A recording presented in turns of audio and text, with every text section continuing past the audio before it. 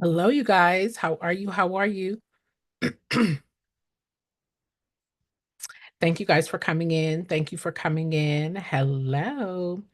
So, listen, I've been a little absent for the last couple of days, but I'm back. I'm back. I'm back. I'm back. I want to say thank you all for coming in. Thank you all for coming in. For those of you all who are new to me, my name is Jennifer.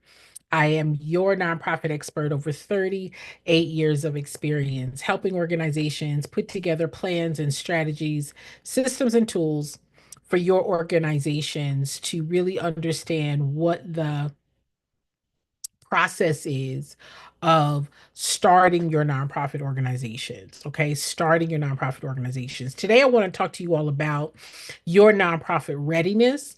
I want to talk to you guys about funding. And I also want to invite those of you that are interested in grant writing. For those of you that are interested in grant writing, I am doing a grant writing masterclass on April 14th, a grant writing masterclass on April 14th. So, if those of you that are interested in learning about grant writing within your organization, or if you are a person who wants to get into the grant writing business, this might be a great opportunity for you. All right. For those of you guys, again, who are new to me, my name is Jennifer. I am your nonprofit expert.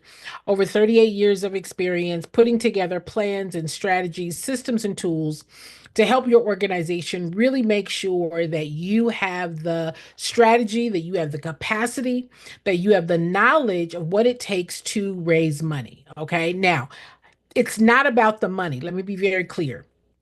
It's not about the money because there is no shortage of money, right? However, it is about your organization having the ability, having the structure, having the capacity to discuss, to introduce, to clarify to your donors and funders what it is that they are supporting, right? So, your organization your organization as a business must be structured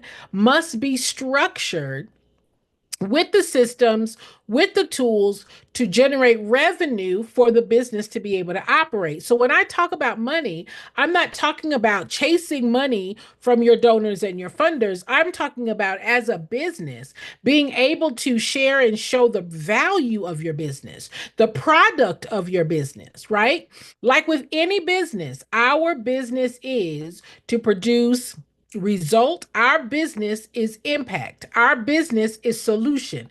Our business as the nonprofit is meeting need. That's our business. We are in the business of result. We are in the business of meeting need. We are in the business of solution. That's our mission. That's why we exist, right? Your donors, your funders, your partners, your supporters, your contributors, they support that work through their donations, through their contribution, through their sponsorship. Why? Because they value our solution. They value our success and our ability to achieve the result, right? So I'm always talking about your nonprofit readiness.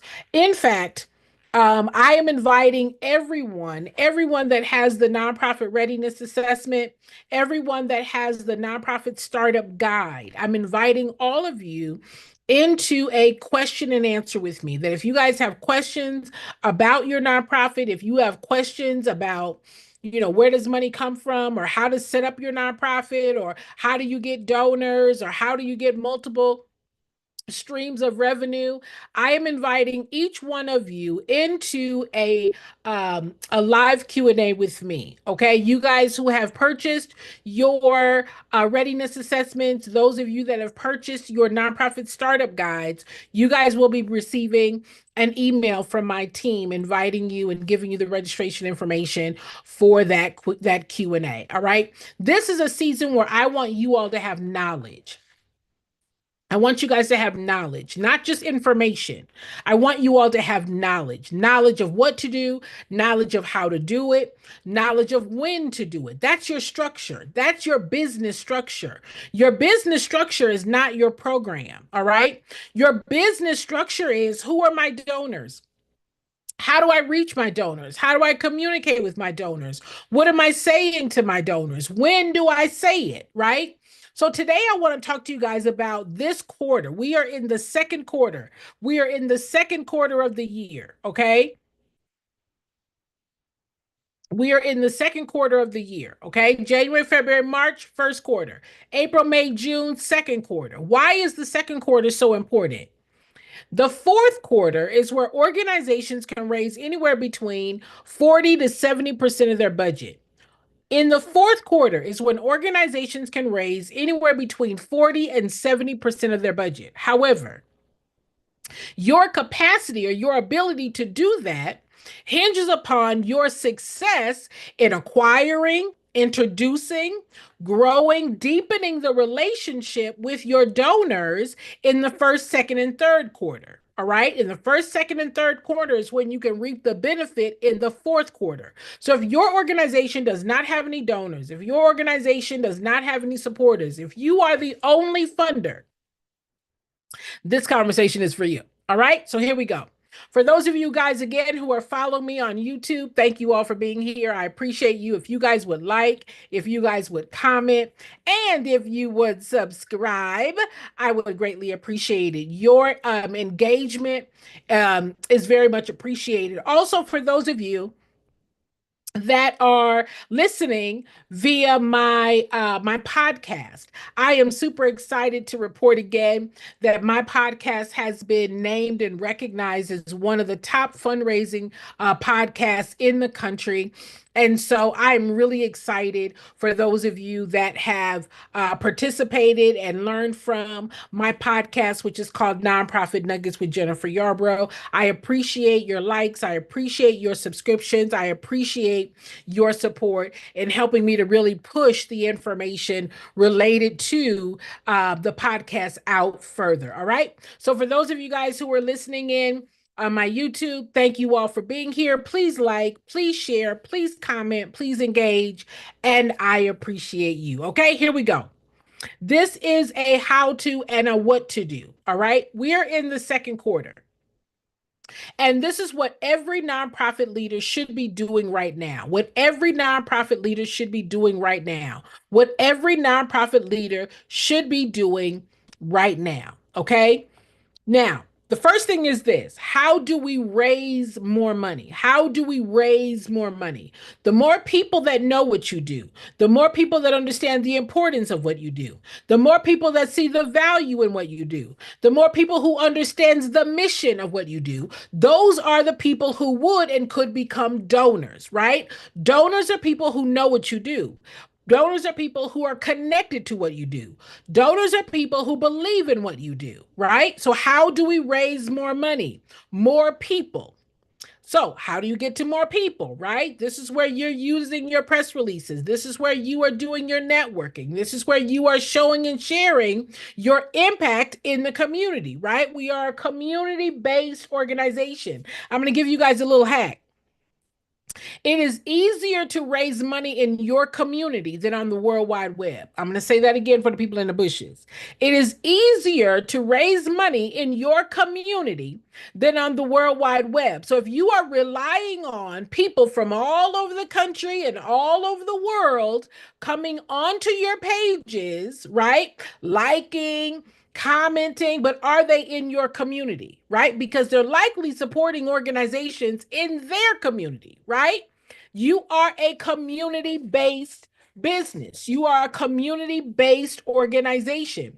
So, how do we raise more money? The more people that are in your community, the more people that can see what you do, the more people that can see the benefit of what you do, the more people that can engage with what you do, the more people that can tour what you do, the more people that can relate to what you do. Those are the people that would more quickly become donors and supporters, right? So if you are relying on your social media pages that's reaching people all over the world, it's the people that are in your community. You are meeting the need in the community. You are meeting the need in the community, right? So you want to make sure that you are showing, sharing, validating, expressing why your mission matters in the community. Are y'all picking up what I'm putting down, right? right? So when you are right now in this second quarter, in this second quarter, in this second quarter, it's not just for raising money, but the second quarter is also for stewardship. This is the quarter for stewardship. I say to you guys, for those of you guys who've been following me for a while, I tell you guys that fundraising is a system, right? Fundraising is a predictable system. Fundraising is a predictable system. All right. So people come into your donor cycle, right? They're introduced to what you do. They hear about what you do. They understand the importance of what you do, right? And so then they give to what you do. Once they've made that first gift, then you want to what? You want to cultivate. You want to engage. You want to inspire. You want to motivate them to do what? Give the second gift. And then to become a third or recurring donor. All right. So, as you are bringing people into the donor journey, as you are bringing people into the donor journey, because again, it is a system, it is a very strategic and predictable system. In this second quarter, I want you all to focus on stewardship. All right. This is the time to slow down, to reflect, and to deepen relationships with your current donors, right? Deepen relationships with your current donors. Why? So that they keep giving, so that they give again, so that they give more, right? And again, it's not about the money. However, when you motivate, when you inspire, when you include, when you demonstrate that what you did with their money works, that you indeed met the need, that the mission was accomplished through and by result of their donations and their contributions, they then are what? They then are more inspired and inclined to give again. All right. So the result comes before the money. I don't want you all out here chasing money because this is not what that's about. However, you want to add value. You want to give back. You want to demonstrate to your donors that by and through their donations and contributions, a difference was made. Your mission was accomplished. What they expected to happen happened, right? And now you're building trust. You are deepening the relationship. You are giving them the confidence to be able to trust you with their money, right? Are y'all picking up what I'm putting down? Okay. So in this quarter, I want you all to integrate stewardship. I want you all to integrate stewardship into this quarter. All right. How do you begin? How do you begin? How do you begin? The first thing that you all want to do is you all want to pull up your donor reports. Now, if you guys are using like Zeffy, if you're using GiveButter, whatever program that you're using, I'm actually going to be doing a training on CRMs. How many of you guys would like to know how to better use your CRMs, right? So I'm going to be talking to you guys about how do you use the strategy? What is the strategy for Zeffy? What is the strategy for global giving? What is the strategy for GiveButter, right? How do you use this tool? It's only a tool, right? Zeffy, GiveButter, all of those tools, that CRM is only a tool. You've got to know how to use the tool. And this is where you begin. You begin by identifying and understanding who is it that gave? Why did they give? What did they give to? Right? What was their first gift? So I want you all to pull the reports. I want you guys to pull the reports, okay? Pull the reports. Who gave within this first quarter? Who gave last quarter or the quarter of last year? Who gave the first quarter of last year? And then who gave the first quarter of this year? Are they the same? A part of the system of donor cultivation is knowing your donors. I'm going to say that again for the people in the bushes. A part of donor cultivation, a part of deepening relationships with your donors is knowing your donors, knowing what did they give to, knowing why did they give, when did they give, how much did they give, right? That is going to help you better prepare your language. There are some donors that are annual donors. That means they only give once a year. right? Then there may be regular donors. These are people who give on a regular basis. They may give every quarter. They may give twice a year. They may give 3 times a year. Then you have your monthly donors, right? And these are people that are reoccurring donors. That's cash flow. That's cash flow.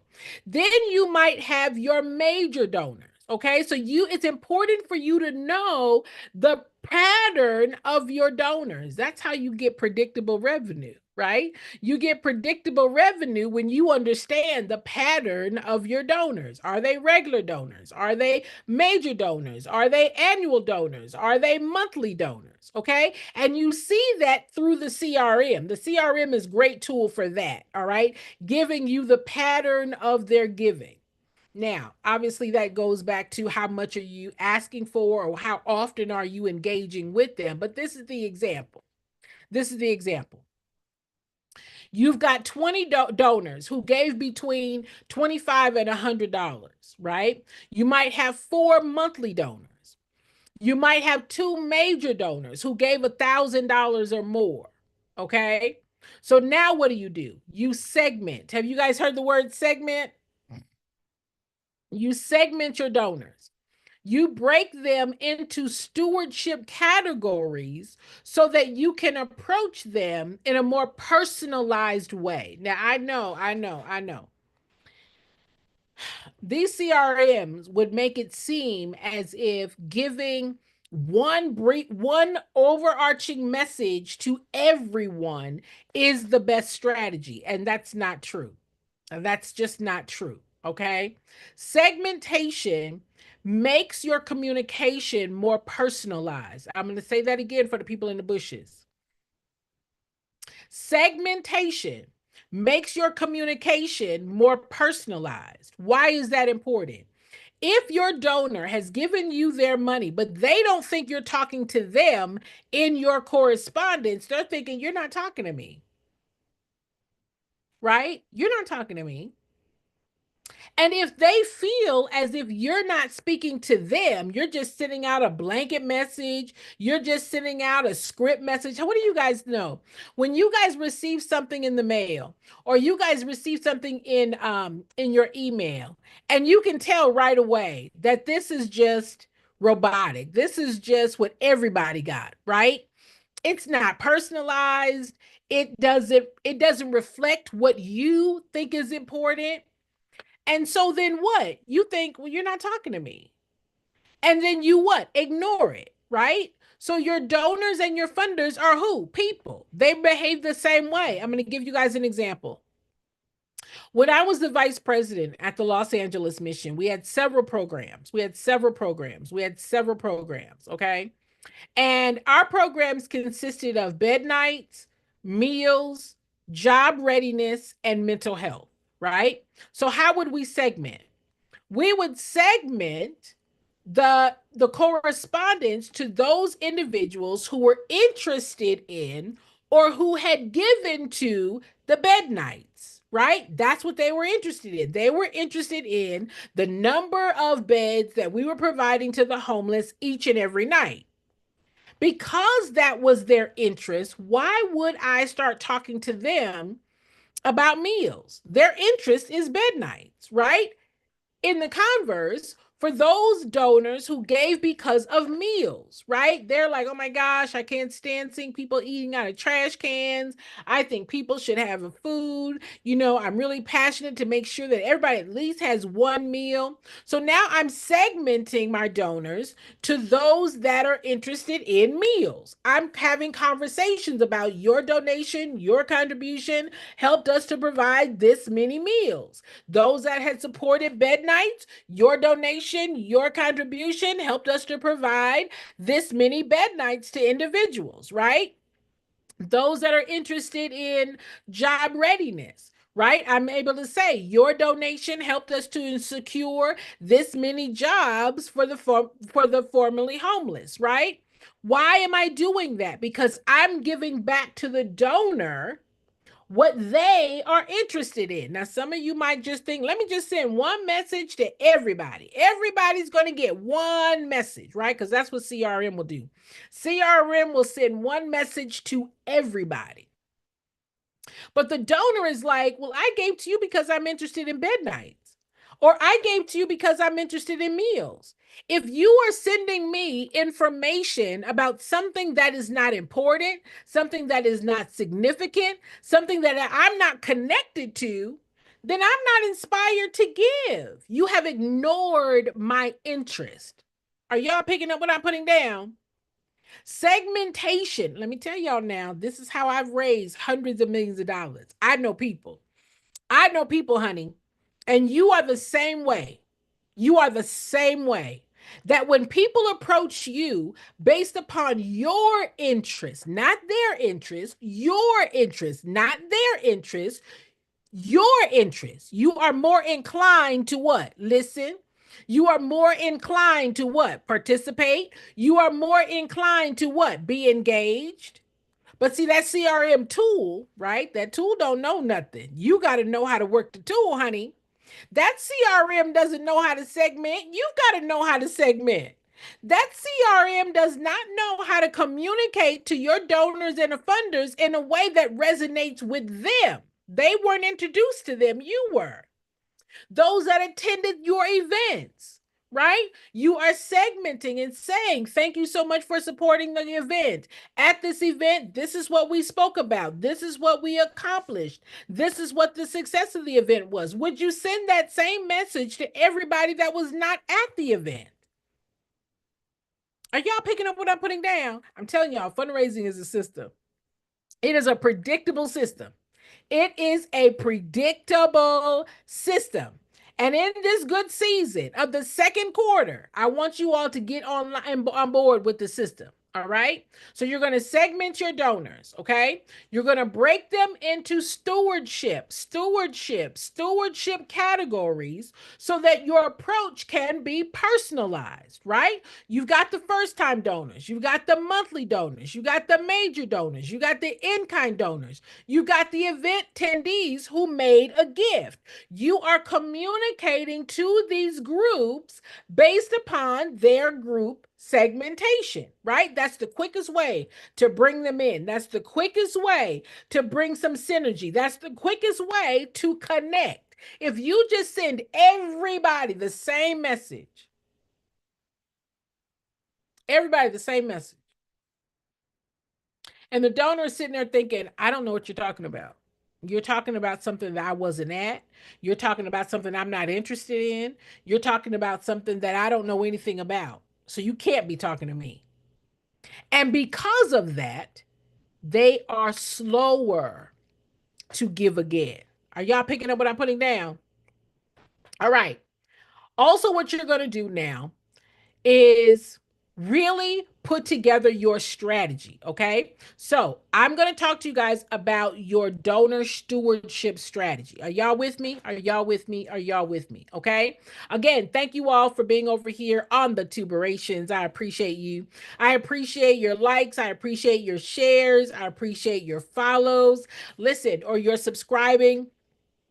We have reached and exceeded 1,000 subscribers, and I'm really excited about that. So, your being able to share, subscribe, and engage will help me to reach more people. Thank you so much. For those of you that are listening on my podcast, thank you so much for being a part of the community of Nonprofit Nuggets. I really appreciate each and every one of you. All right, here we go. Strategy, strategy, strategy. Your donor stewardship strategy. I'm going to give you guys a quick step by step, step by step, step by step, step by step. Step number one, you want to send out a personalized thank you. All right. This should be a campaign. This is second quarter, right? April, May, June. Thank you. Gratitude builds trust. Study shows that donors who receive a personal thank you are 4 times more likely to give again. I'm going to say that again for the people in the bushes. A donor who receives a personal thank you are 4 times more likely to give again. So, how do you execute this, right? You have a handwritten note, right? Cards. You can get these things done on Vistaprint. In fact, if y'all go down there to the tree and the dollar, and you guys picked up some thank you notes, you guys could get the participants in your program to write a thank you. Thank you so much for being a donor and a supporter of this organization. Because of this organization, my life has changed for the better. Before I came into this organization, this was my life. Now, after this organization and as a result of our program, my life has changed in this way. I just personally want to say thank you for being a donor and a supporter to this organization. Because of you, my life is better. What would y'all do if y'all got something like that? Don't take mine. That's mine. Don't steal mine. Anyway, y'all can have it. Anyway, my point is this. There are lots of ways to send thank yous. All right. Your participants can send thank you. Your board members can send thank yous. Right. You can make phone calls. I don't care how you do it. I don't care how you do it. A thank you, a warm, sincere, generous thank you resonates with the donors. Okay. A personal thank you will make a donor or cause a donor 4 times more likely to give again. Right. A personalized email with photos of the program that they supported. Right. Phone calls or short videos from board members or the executive directors saying thank you. Here's an example. Hello, Lisa. Thank you for your $100 gift to our youth scholarship fund in February. Because of you, 3 students received tutoring support this month. We are so grateful.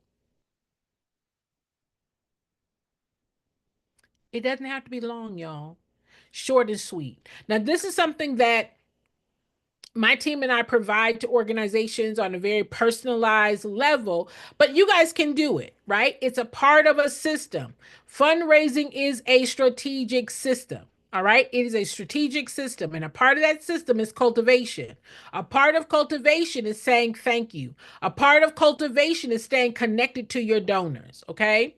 So make every thank you reflect their specific gift or connection. I'm going to say that again because, see, in this world, people will think, all I got to do is ask for money, Jen. All I got to do is ask for money. All I got to do is ask for money, Jen, and they're going to give me money because I'm a nonprofit. No, it is they giving to what they think is important.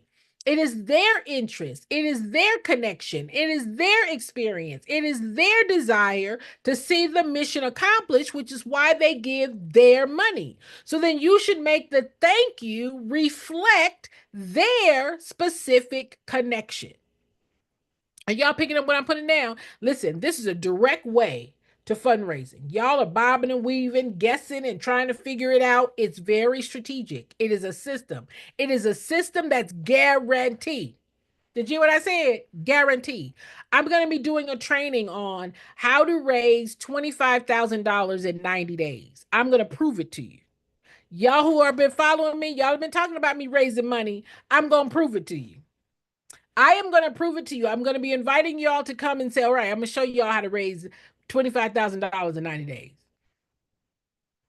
How to grow your donor file, how to diversify your funding streams in 90 days. All right. If y'all are up for that, say me in the chat. Say me in the chat. More will be coming about that. All right. So, number one, a personalized thank you. Number two is impact reporting. All right. Why donors? Donors want proof that their money is working. Okay. Donors want proof that their money is working. And that's where your impact reporting is. That's your product evaluation, right? Transparency increases long term giving. I'm going to say that again for the people in the bushes. Transparency increases long term giving, right? So this is what you do. You now are creating a Q1, quarter one, January, February, March impact report. You're speaking about the highlights of year to date, from January to date. You could even be speaking about how your organization has grown year over year, right? So from last year, the first quarter, overlaying this year's first quarter, we are right on target to meeting our goal. Now, for those of you that are brand new, brand new, and you're like, Jen, I don't have a program report yet. Jen, we just started. We don't have an impact report yet. Then you are speaking about how you have to year to date been successful in reaching and achieving the goals of this year, specific, measurable, achievable, realistic, timely. You are able to show that if we stay on pace, our organization is going to achieve our year end goal by the end of December. We are excited to report that we are on target.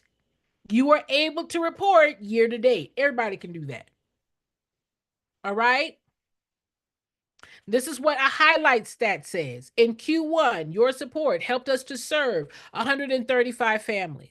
You want to include stories. You want to include images. You want to include quotes. All right. You want to send it via email. You want to post on social media. You want to make it downloadable from your website. Here's an example. Alicia's story. Because of your donation, Alicia has had access to her MS medication and weekly transportation to her clinic because of your support.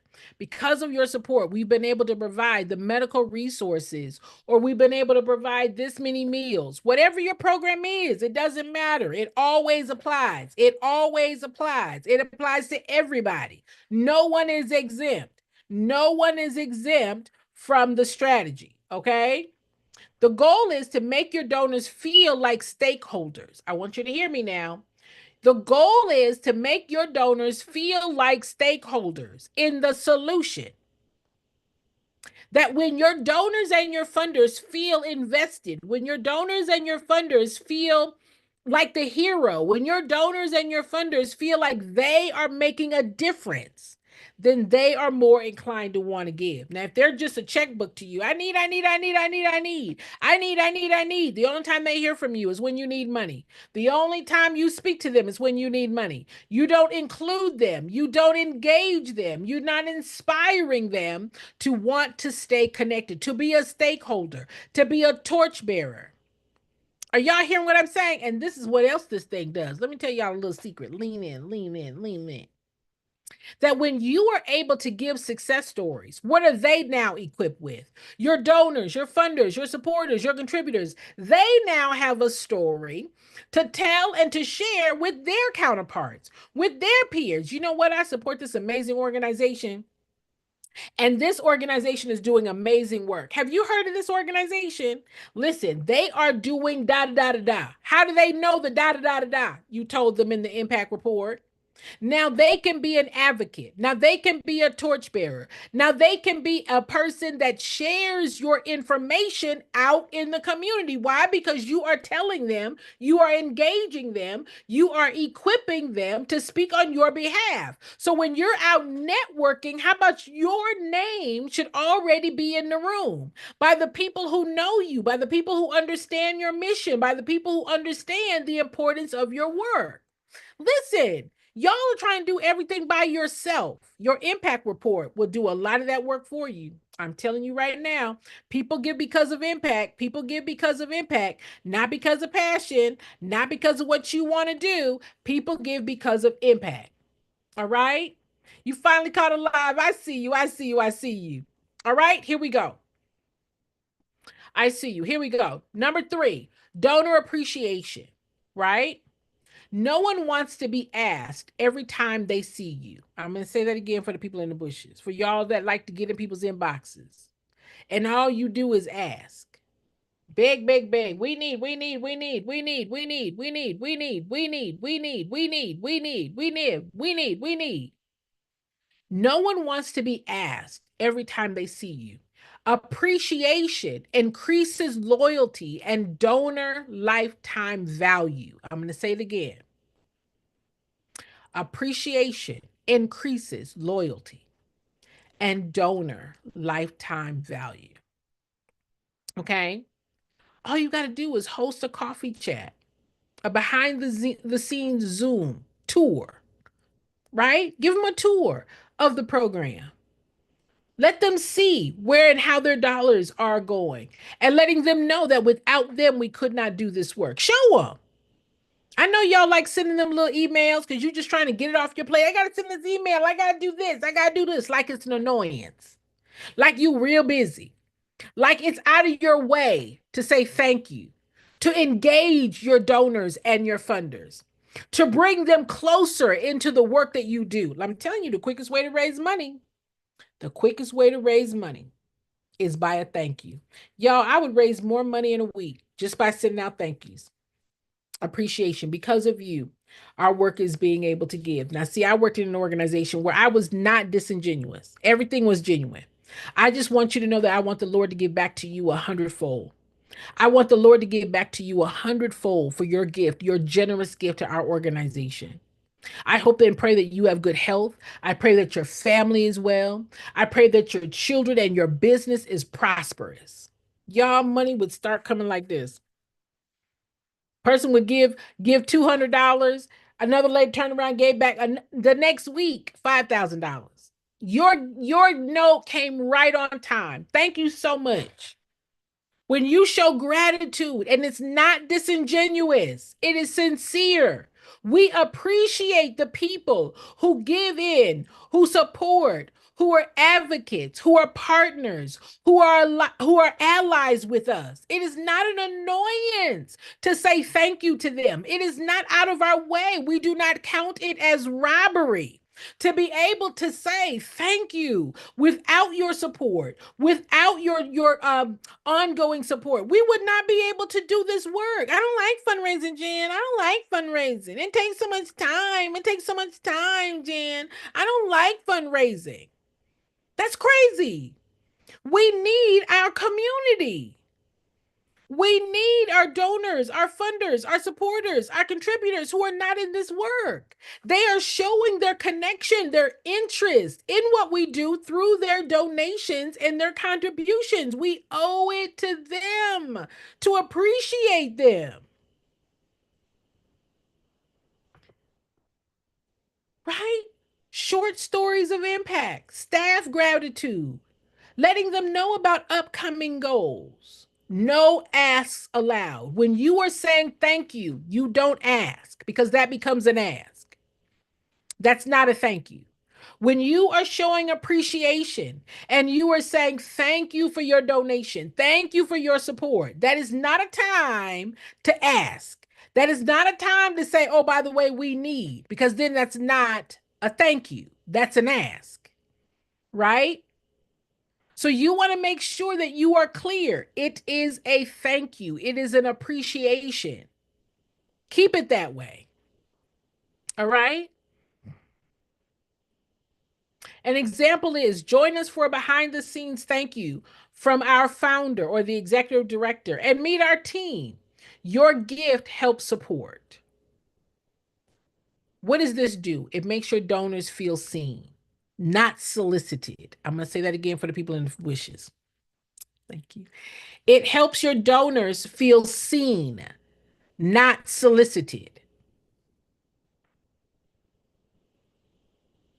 No one is offended by a thank you. No one is offended by a thank you. Now, I'm of the thought, thank them 7 different ways. 7 different ways. Say thank you 7 different ways. Okay. Say thank you 7 different ways. No one gets tired of hearing thank you. No one. All right. Number 4, behind the scenes tour, a virtual or in person. Um, Virtual or in person. Okay. Donors give more. Let me tell you again now. Donors give more when they feel like insiders. Donors give more when they feel like insiders. Okay. So you want to record a video tour of your facility, of the warehouse or the program site. You want to interview a client if appropriate, right? Or interview a staff member or interview a volunteer. You want to show something exclusive, what's coming up next, or how their donations are being used daily. An example of that: show a supply closet you filled thanks to the donor. or how the team prepares your care packages. Now, I'm a person, y'all who follow me, y'all know I hate these backpacks. I can't stand a backpack program. Y'all tell me that you want to hand out school supplies and you want to hand out backpacks. I'm like, are you kidding me? Everybody and their mother is handing out backpacks. You probably got to be number 30 in the community that's handing out back to school backpacks. Can we be a little more creative than that? How about we get our donors and our funders to write a note of encouragement, of inspiration to put in the backpack? We want to send these young people off to school. We want them to be prepared academically, but we also want them to have daily affirmations or words of encouragement to help them to stay focused on their schoolwork. Would you help us by sharing a personal note that would go into the backpack to help inspire them to stay on track? Get them engaged. Let them feel a part. Not just drop off backpacks or give us $10 so we can go down to the tree dollar and get a whole bunch of backpacks. No, get them engaged. Invite them to come and pass the backpacks out with you so that they can see the excitement, the enthusiasm, so that they can see and hear the responses of appreciation. They feel a part. They feel a part. Are y'all picking up what I'm putting down? I feel like I'm screaming. Let me keep going. All right. Behind the scenes, give them some type of incentive, some type of motivation, some type of inspiration to want to be connected. Right. Number five, ask for feedback. Listening increases connection. People support organizations that listen. If they tell you that they don't want a bunch of emails, don't send them a bunch of emails. If they say they don't want any, people coming to their homes asking, don't go to their homes. If they say we don't want you to spend money on newsletter and postage, then don't send it to them. They don't want that. Listen to your donors. Okay? Or you can create a simple 3 to 5 question donor survey. And ask questions like, what inspired your gift? What would you like to see? Or what would you like to see more of from our program? How do you prefer to hear from us? They'll tell you. They'll tell you. Here's an example. What kinds of updates would you like to receive? Impact stories, financial updates, or behind the scenes? The goal is to what? Open communication and deepen trust. Open communication and deepen trust. Isn't that simple? That ain't deep. Open communication or deepen trust. They feel heard. They feel appreciated. They feel value beyond their check or beyond their money. All right. Number six, share ongoing success stories. Donors should hear from you more than when you're just asking. All right. Donors should hear from you more than just when you're asking. So you're posting short stories every week, right? On your social media pages. You're emailing short stories. I just wanted to share with you this amazing testimonial. This is just a short story. This person came into our program looking like this. As a result of our organization and our program, this is what they are now leaving our program resulting in. I just wanted to share this good news with you and this success story. I mean, we could not do this work without you. And I just wanted to share that story with you so that you can celebrate with us the life being changed in a very real way. It doesn't have to be long. All right. Include the you made this possible message. Okay. To show cause and effect. To show cause and effect. Right. Highlight donors with their permission and their reason for giving. An example, Ashley donated in January to our health access program. Today, she helped provide 14 rides to medical appointments. You're shouting her out. You're letting people know, people who know her. You're letting others know that the work that you are doing is working. And it also shows that you are a good steward of relationships. It shows the people that would and could give to your organization that you are a good steward of relationships. Or are you the person that says, Jen, I only talk to my donors once a year. They gave last year, but they never gave again. No, we don't send anything to our donors. No, we don't communicate to our donors, Jen. I don't want them to get tired of hearing from us. I don't want them to feel like we're begging, begging, begging. Well, if you're not begging, why would they feel like you're begging? If you're not begging, why would they feel like you're begging? You're giving them evidence, you're giving them value, you're giving them proof, you're giving them access. You're not taking, you're giving. You're giving them evidence that what they supported actually works. Okay? Now, what do you do after stewardship as we are heading into then Q3, quarter three, right? January, February, March, first quarter. April, we are in the second quarter. Make this to be a quarter of appreciation. All right. And as we get into May, June, right, the end of the third quarter, what do you do next? You would do review your survey data, right? What did you learn? Update your donor profiles on your CRM based upon their interests. And then you plan your Q3 campaign based upon who's most engaged. You schedule re-engagement emails, right? You're constantly bringing more people in. If you guys focus 45 minutes, 45 minutes, 45 minutes, 45 minutes, 45 minutes a day on donor cultivation. It doesn't have to be 45 minutes at the same time. It might be broken up in 15-minute increments depending on your schedule. But if you focus 45 minutes on donor cultivation, donor stewardship, you will move the needle financially significantly. Many of you don't have a strategy to raise money. Many of you are not implementing a strategy to raise money. Y'all are just out here winging it, just kind of like guessing, thinking about, I don't know, what should I do? I don't know, what should I do? That's not fundraising.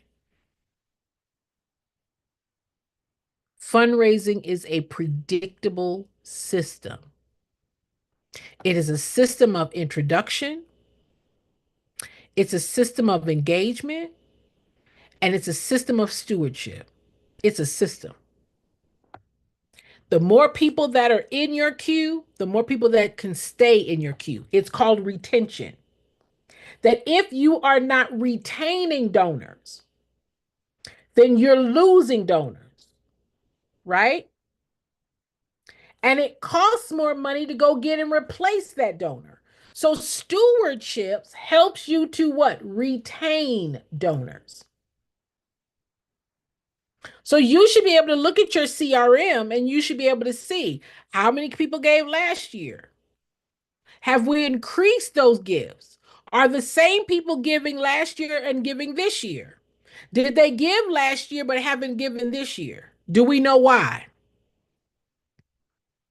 And at the same time, you're constantly adding to. That's how we raise more money. We retain the ones we have and add to. We retain the ones we have and add to. That's how we raise more money. The people that we have, we retain. We retain them how? Through stewardship, through engagement, through cultivation. They stay connected. If they're not connected, they leave. They forgot they gave to you. They gave to you one time, they never heard from you anymore, and they forgot they gave to you. So you want to stay connected to your donors, to your funders, to your supporters, right? And that's retention. And then you add to, and then you add to, and then you add to. That's how we raise more. Okay. There's also a strategy of those that have given multiple gifts, inviting them to become monthly donors or reoccurring donors and creating some type of campaign or program specifically for those. Your donors that give, the average gift is about $40. Those donors, the more donors that you have giving $40, can really outvalue those that may give a one-time major gift, right? The lifetime value of those regular lower end repeat donors can outvalue lifetime value than those that make the one-time major gift, right? So this is the giving pyramid. Up at the top is where the higher the gift is. These are the major donors at the top. But the base are those smaller donors, those regular donors, those monthly donors. There are more of them, and over a lifetime, this base has given more than sometimes the major gift donor has given. All right. So you want to look at, what does your pyramid look like? Listen, a part of starting this business and any business is knowing where your money comes from. A part of starting your nonprofit business is knowing, where does money come from. And many of you started your nonprofit organizations not considering, not planning for, not preparing for, not being knowledgeable about, how do we raise money? Okay. Starting equals funding. Starting equals funding. Starting equals funding. Starting your nonprofit means that you know how to fund it. Starting your nonprofit means you know where funds come from. Starting your nonprofit means that you have a plan, you have a strategy, you have the system of how to generate the revenue needed to operate. Starting. Otherwise, what happens? You got your nonprofit, but now you're paying for everything out of your own pocket. Now you're the only donor, you're the only funder. There aren't any other donors and supporters but you. Why? Because that's how you started. You started without putting together the system, the strategies, the tools to engage, to invite, to inspire people to give to your organization on a regular and an ongoing basis. Am I right or no? Am I right or no?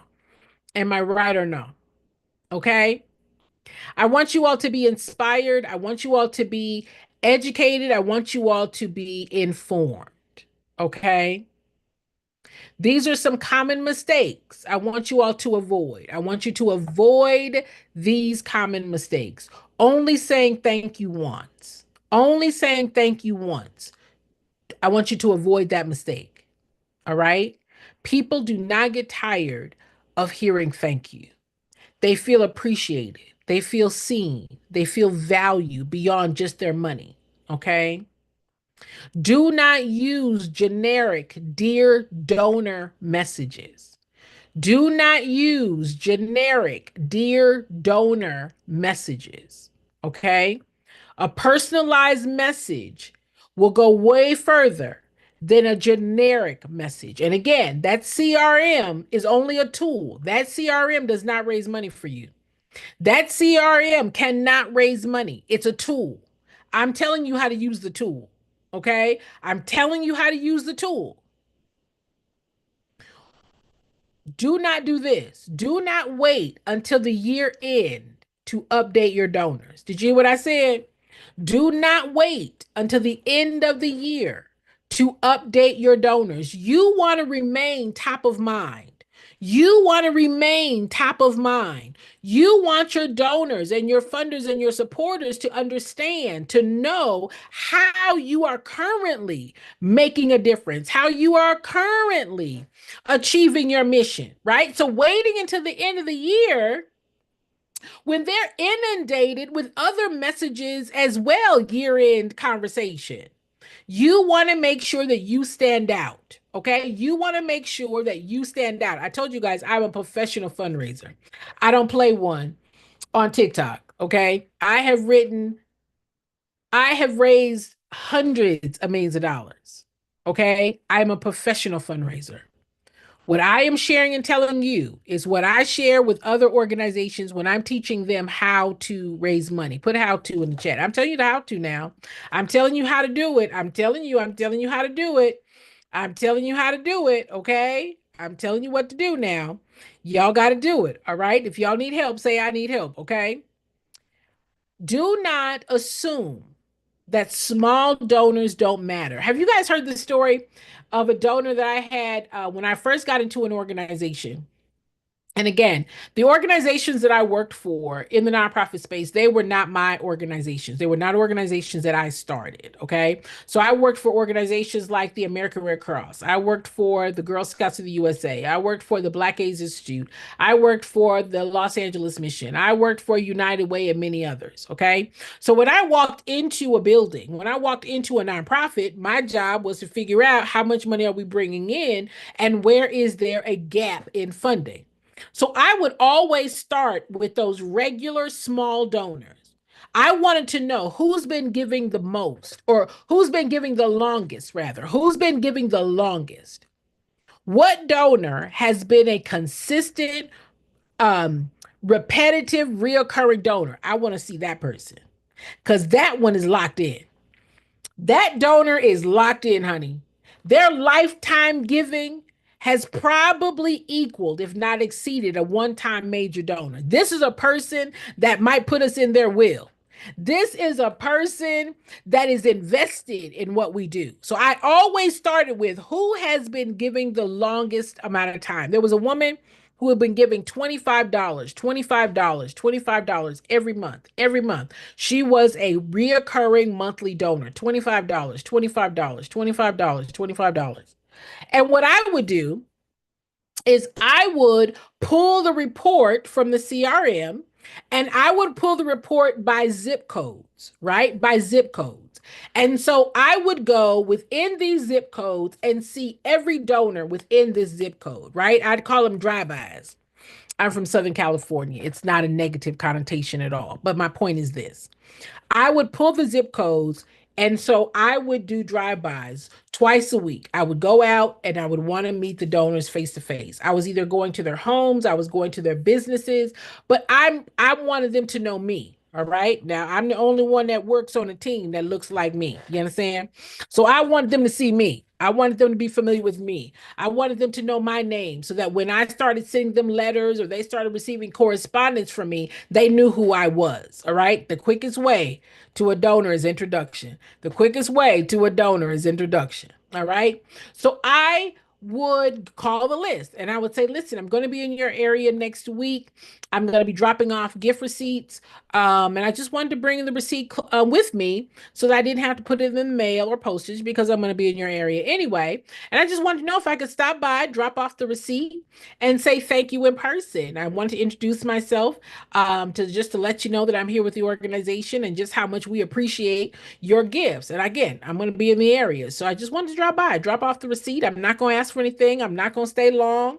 I just want to come by and meet you if that's okay. No one ever said no. No one ever said no.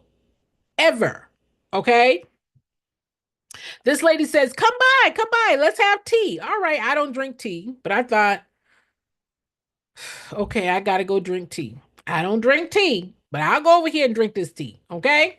She opens the door. She's got to be probably in her 70s or 80s, right? Sweet little old lady. She invites me in. We sit down at her little couch, right?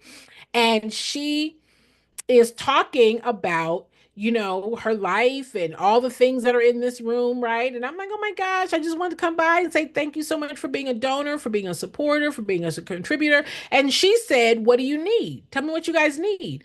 And I said, well, we're in the throes of a capital campaign that we are raising $2 million to redo the camp, right?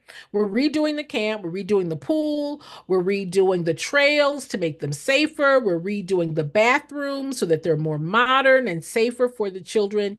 And we're just doing some remodeling. We needed to do some updates, mostly for the safety of the young people, so that their experience at camp would be more positive. And we didn't want anyone to get hurt. And again, it has been quite a while before the camp had any attention that it should have. And so right now we're in the throes of a 2 million campaign, capital campaign to do that work. And she said, "Well, what do you guys need?" And I said, "Well, we're right now about $1 million short. Our grand opening or the ribbon cutting for the camp is going to be in about 4 months, and so I'm confident that we'll be able to reach our goal." Now, mind you, she had been giving $25 a month. That was her max, $25 a month. So I'm having this conversation thinking, oh, I'm just talking to her about the camp, right? She goes, gets her purse, and she writes out a check and she hands it to me. Now, it is never in good taste to look at a check, right? So I fold the check and I put it down in my bag. And she says, "Are you going to look at it?" And I said, "Oh, I'll take it back to the office and I'll write out a receipt for you and make sure that you get the receipt." Now, I'm thinking, it's $25. That's what she's been given, right? $25 every month. And she said, "Well, I really want you to open it." And I was like, "Okay, it's not protocol, but I'll open it." Y'all, this thing was $1 million. No lie, $1 million. And I said to her immediately, "I can't take this. I cannot take this." You understand? This, getting $1 million check, I'm going to jail. I said, "I can't go to jail. I cannot go to jail taking this $1 million check from this little old Caucasian lady." They be like, "Jen came and shook her down for $1 million check." And I said, "No, ma'am, I cannot take this check." All I can think about is they gonna put me in jail. This woman senile gave me a check for $1 million. No, ma'am. Mm-mm, I can't take this. I cannot take this. I cannot take this. You're obviously not thinking clearly. She says to me, "My husband passed away, and he was this big time engineer. My husband passed away, left me a bunch of money. I don't have any children. And I've been to that camp. I went to that camp as a child. I want to help the next generation of young people experience the camp." She said, "I give to a lot of organizations, but yours is, you are the first one to come and see me in person." I said, "This is what I want to do. I want you to come to the ribbon cutting as my guest. I'm going to send a car for you. I'm going to send you a car. I'm going to give you private special seating.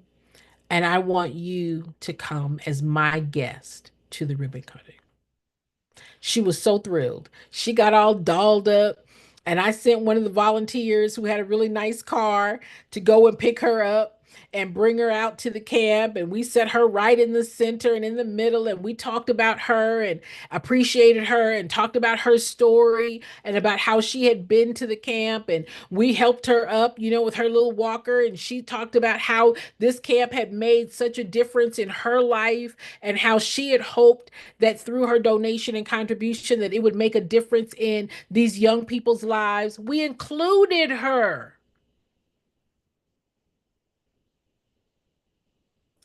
and she had been given $25 a month. You don't know what people are capable of, is my point. You don't know what people are capable of. Okay? But what you do know is that people who feel appreciated appreciate feeling appreciated. And it doesn't matter how much they give, okay? Don't assume that that first gift, it may not equate to what they could give down the road. They're just testing. They're just trying to figure out, is this a good place for me to invest? Is this a good place for me to invest more? So you steward everyone the same. Okay, everybody's a major donor because they don't have to share. They don't have to share their disposable income with you that they go to work for every day. They don't have to. They don't have to give to us. They don't have to donate to us. They don't have to support our work, but they do. Okay, so do not assume that small donations don't matter. Okay, listen to your donors. Do not make the mistake of not listening. Just telling them what you want to tell them. I want to tell them this. I want to tell them this. This is what I want to tell them. This is what I want to put. This is what I want to say. No, it's about engaging. It's about inviting. It's about inspiring. It's about motivating. Okay? Listen, Q2 is not about the big ask. Okay. Q2, it's about nurturing the seeds that you planted in Q1. All right. Q2 is about nurturing the seeds that you planted in Q1. Donors who feel appreciated stay longer, give more, and advocate for your mission. Okay. Don't just think about raising funds. You will raise funds when you build relationships that last. I'm going to say that again for the people in the bushes. Don't just think about raising funds.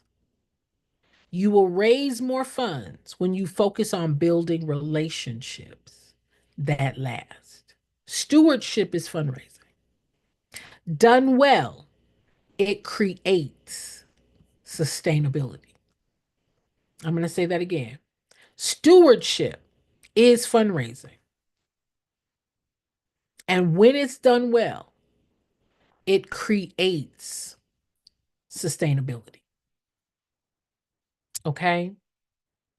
I want to thank each and every one of you for being a part of this conversation. I hope that it has been helpful. I hope that it has been um, informative. I hope that it has been given you some thought and some ideas of how to take your organization stewardship, cultivation process to the next level. Okay. The work that we do is so important, and the work that we do could not be done without our donors and supporters. So, being able to share with them, to communicate with them, to articulate with them, to demonstrate to them not just what you need, but you're giving back also.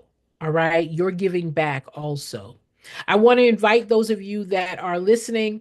I have a grant writing workshop that's coming up. That's a 4 week, 4 weeks, 4 weeks. It's a grant writing masterclass. We're going to be talking about how to research grants. We're going to be talking about writing the grants. We're going to be putting together your budget. We're going to be talking about how do you get paid through your programs from grants. Okay. We're going to be talking about how to get ongoing grant dollars coming into your organization. We're going to be talking about diversifying your funding streams as well. It's a 4 week masterclass. All right. Meeting on Monday every week. It is only 100 and I think it's only 149, $179. It's really, really inexpensive. So if those of you that want information about that, say me, and I will give you the information to sign up. And we start the first Monday is April 14th, April 14th, April 14th, for 4 weeks. This is going to be for those organizations that would like to know more about grant writing, but may not be able to hire a grant writer, and you want it in-house. You want a person to be trained on how to write grants. Okay. This is for you. For those of you that say, Jen, I want to get into the grant writing business, this is for you as well. But it's really led for those organizations that want to understand the grant writing process. And you may say, Jen, I can't hire a grant writer, but I need to understand how the grant writing process works. I am known as Jen the Grant Guru. Okay. I've been writing grants for 38 years, for 38 years. I am a professional fundraiser. I am a nonprofit expert. What makes me the expert? I've worked in the nonprofit for over 30 years as the executive director, as the director of development, as the vice president. All right. So running nonprofits is my profession, and teaching organizations, the executive director and the board of how they run theirs is also my profession. A job was created for me to help 1,000 organizations, both nationally and internationally, raise money for their nonprofit. So I don't just tell you what I did, I tell you what you should do to raise money for your nonprofit. That's what makes me the expert, that I can show you how to raise money. Okay. I can show you how to diversify your funding streams. I can show you how to make sure that you have the resources coming in to cover the expenses of the program and your operations. All right. So we are going to go into a season of training. Okay. Because I want to make sure that you all understand the not just what to do. You know you need to raise money, but many of you don't know how to, right? You know what to do. You know you need to raise money. You know you need to get funding. You know you need to fundraise. You know you need to write grants, but you don't know the how to, right? So I am going to be sharing the how to over the next several weeks. All right. So we're going to start with a the grant writing workshop. I've got a fundraising masterclass coming up as well. Also, I've got a free Q&A that those of you that have the nonprofit startup guide and those of you that have the nonprofit readiness assessment, those of you that have purchased those two, I am inviting you to a Q&A, right? I want you guys to come with your questions. I want to make sure that you all are clear about what it is that you're doing, the next steps, or if you're stuck. I don't want anyone to be stuck in 2025. All right. I don't want anybody to be stuck. Now is not the time to be stuck. Okay. What is happening in our country? What is happening right now in our communities? It is going to be the organizations that have the plan, that have the strategy, that have the know how that are going to be able to weather the storm. We do the work that government cannot do. We do the work that for profit businesses cannot do. Okay. So your organization being clear, your organization being strategic, and your organization being intentional of what? Communicating, introducing, inspiring your community, not the people who are in your program, because those are not your donors. Those are not your funders. Those are not your supporters, right? So your ability to acquire donors, make introduction, clarify why your mission matters, that's how we raise money. It's not about the money. It's about our product. It's about our result. It's about our mission being accomplished and your ability to articulate, to clarify, to demonstrate to the people who are not in your program why your program is important. All right. That is what we do. If there are any questions, please put them in the comments and I'll be happy to answer them. For those of you that are on my YouTube, thank you for being here. I appreciate you. Thank you for your likes. Thank you for your shares. Thank you for your subscribing.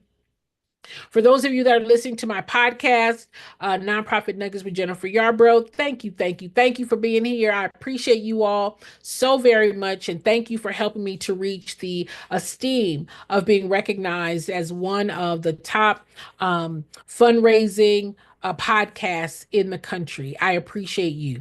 All right. You all have been amazing. I hope that this has been helpful. And I look forward to seeing you all the next time. I am Jennifer Yarbrough, your nonprofit expert, over 38 years of experience helping organizations not just start your nonprofits, but how do you grow it and how do you